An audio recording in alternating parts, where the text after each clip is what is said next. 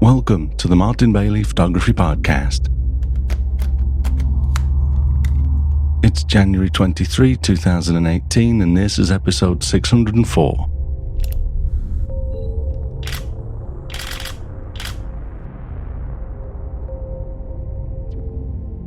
Just back from the 2018 Hokkaido Winter Landscape Adventure Tour and Workshop, today I'm going to start a Travelogue series to walk you through our antics as we pretty much circumnavigate the beautiful northern island of Japan. Having met the group over dinner on the Sunday night of January 7, we gathered bright and early the following morning to board our flight to Hokkaido, where we'd spend our first 3 days in the BA area. This is a part of Hokkaido that I've been traveling to for 15 years now, and I absolutely love this area for minimalist winter photography. Our first stop was to photograph a tree that I've quite conceitedly called Martin's tree. Many of the trees in the BA area have names, often because of a commercial in which they were featured, or just based on their appearance, like the parent and child trees not far from my tree. But my tree doesn't have a name, so I gave it mine. As you can see in this first photograph of this Travelogue series, it's a birch tree situated on top of a hill, surrounded by small trees and bushes that are gradually overtaking the line of the hill. It was nice and cloudy for much of this first day, although it didn't snow. My tree generally looks fine without falling snow, but many of the other locations we visit in BA depend on falling snow, so I always get a bit nervous on the first few days, hoping to get the right weather. I shot this first image at 85mm with my 24-105 f4 lens, with the aperture set to f14 and an ISO of 100 for a 50th of a second shutter speed. Back in my favourite snowy environment, I shot in manual mode as usual and just adjusted my exposure until the whites were all the way over to the right side of the histogram to ensure that the white snow was white and not too grey, as the camera would have it if left to its own devices. As the day progressed, the sky cleared and was almost completely blue at some points, which made me even more nervous.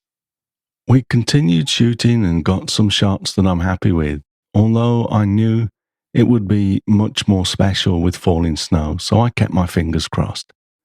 Here's another shot from the first day, when we stopped at a place I like, where the plough lines in the soil often show through the snow. This is one spot that works when there is some sunlight, as it helps to accentuate the troughs made by the plough lines. Some members of this year's group asked me why I often place the tree in the top of the frame, with lots of snow instead of more sky, and the answer is really quite simple. If I'm looking up at a tree on a hill, I want it to look like it's on a hill in my photograph. If you place the horizon closer to the bottom of the frame, it's harder to tell that the tree is on a hill. Of course, if there is a great sky, I'll consider including more of it, but as you'll see, a snow-covered hill is generally more important to me than a relatively uninteresting sky. I shot this image at f14 for a 30th of a second at ISO 100 with a focal length of 56mm. The last image from the first day that I want to share is this very simple photograph of a line of deer footprints in the snow. I find the simplicity of this shot quite appealing, although I'm sure it's not for everyone. I also like the fact that you can't easily see that the prints actually make their way into the frame from the right edge until you study the image a little more closely. Again, there's lots of hill here, but this time because the snow contains the main subject, and we do need to see that these prints are going uphill as well. So this composition makes sense to me. I shot this at f16 for a quarter of a second at ISO 100 and a focal length of 100mm. This was actually the wide end of my 100 to 400mm lens, which I use for landscapes quite a lot on this tour. The following morning, on day 2 of the tour, I got my wish as we started the day with a beautiful shoot in the snow around the Takushinkan Gallery. This is pretty much my standard photo of the line of trees behind the gallery, which I can't resist shooting each year. The snow completely cleans this scene up. The top of the hill behind the trees disappears, as do the distant mountains and trees, which you can just about see to the right of the rightmost tree in this image. I shot this at f/14 at 22mm with my 11 to 24mm lens for a 13th of a second at ISO 100. Right next to the line of trees, there are 3 silver birch trees that stand proud, looking somewhat austere in their wintry surroundings, as we can see in this next image.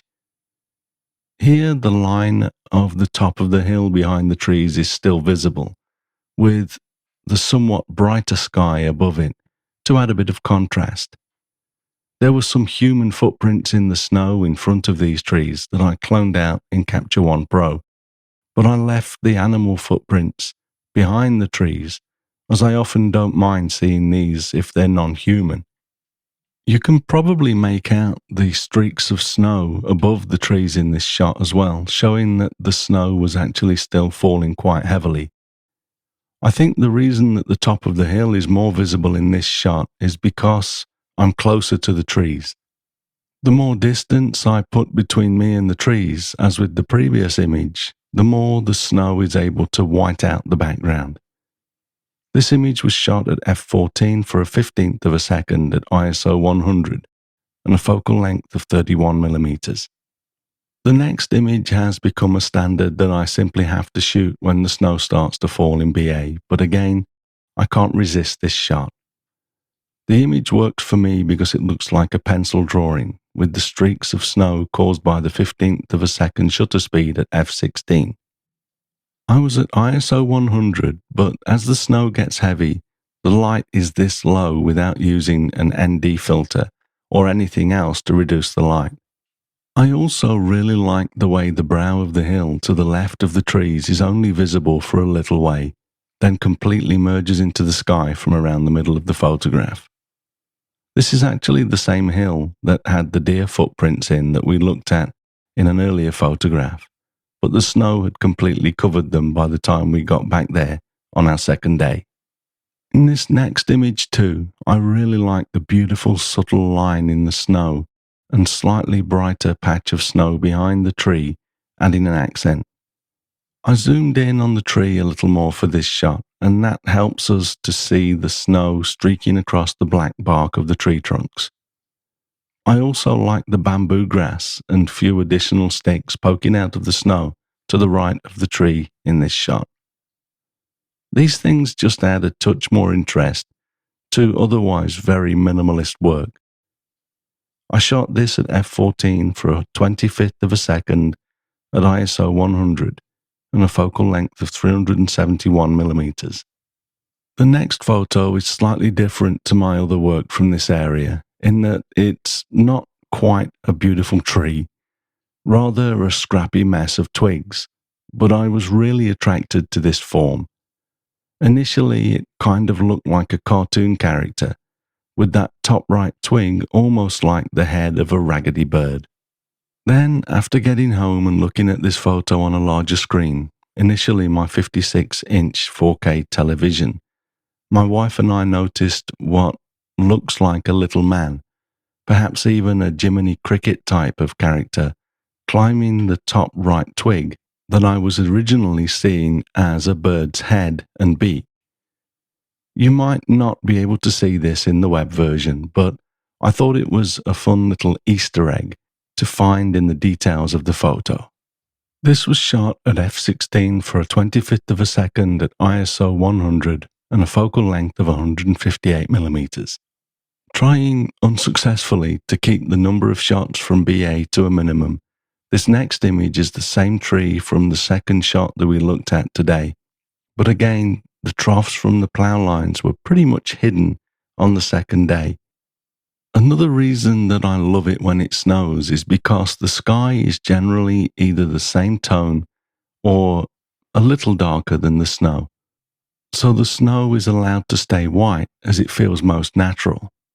When the sky is brighter, the snow gets greyer, which I don't really like. Other things that I love about this scene are the subtle shadow under the tree and the grasses poking their way out of the deep snow. These add lovely accents to really help to complete the photograph, in my opinion. I shot this at f/14 for a 50th of a second at ISO 100 and a focal length of 76mm.